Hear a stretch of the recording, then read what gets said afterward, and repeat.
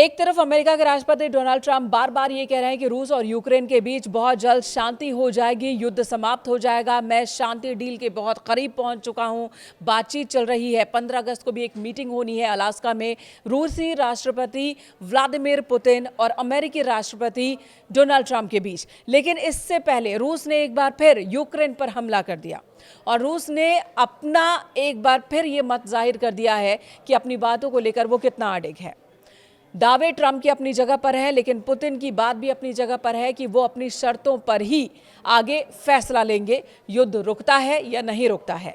फिलहाल रूस की ओर से जो ताज़ा हमला किया गया, रविवार को यूक्रेन के कई इलाकों को निशाना बनाया गया, जिसमें 5 लोगों की मौत हो गई, जिसके बाद यूक्रेन ने जवाबी कार्रवाई की, रूस के तेल रिफाइनरी को निशाना बनाया। सारातोव क्षेत्र में मौजूद ये तेल रिफाइनरी जिसे नष्ट कर देने का दावा किया जा रहा है यूक्रेन की ओर से।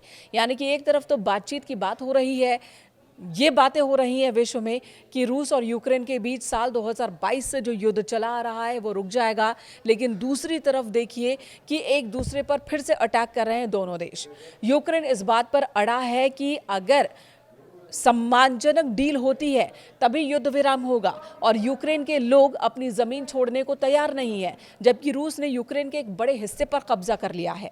और खुद अमेरिका के राष्ट्रपति डोनाल्ड ट्रंप ने कहा कि जब शांति वार्ता होगी, जब डील होगी, तो मुमकिन है कि कुछ स्थलों की स्थिति में परिवर्तन हो जाए, कुछ जमीन रूस के कब्जे में चला जाए। यूक्रेन को इसके लिए तैयार होना होगा, इसके मतलब मायने यही है। लेकिन यूक्रेन के राष्ट्रपति ज़ेलेंस्की कह रहे हैं कि यूक्रेनी लोग अपनी जमीन देने को तैयार नहीं है।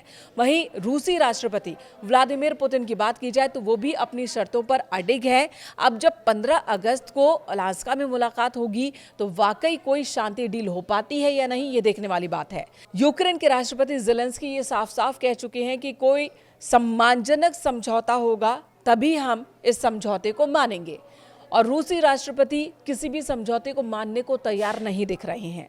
यूक्रेन के राष्ट्रपति का कहना है कि जो भी समझौता हो उसमें यूक्रेन के लोगों की भी भागीदारी हो, हमसे भी बात हो, एक तरफा कोई समझौता हम बर्दाश्त नहीं करेंगे।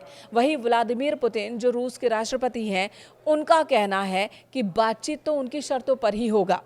भारत की भूमिका भी यहाँ पर अहम दिख रही है, और शायद यही वजह है कि ज़ेलेंस्की ने प्रधानमंत्री नरेंद्र मोदी से फ़ोन पर बात की, द्विपक्षीय संबंधों को लेकर बातचीत हुई, और साथ ही ये भी बात हुई है, प्रधानमंत्री ने भी भरोसा जताया कि शांतिपूर्ण समझौते को लेकर पूरे क्षेत्र में शांति बनी रहे, इसे लेकर भारत भी उत्साहित है। इस तरफ ही बात होनी चाहिए और इसी का पक्षधर है। लेकिन जो मौजूदा परिस्थिति है वो यही बता रही है कि ना तो ज़ेलेंस्की और ना ही पुतिन किसी भी समझौते पर जाने को लेकर बहुत ज़्यादा इच्छुक दिख रहे हैं।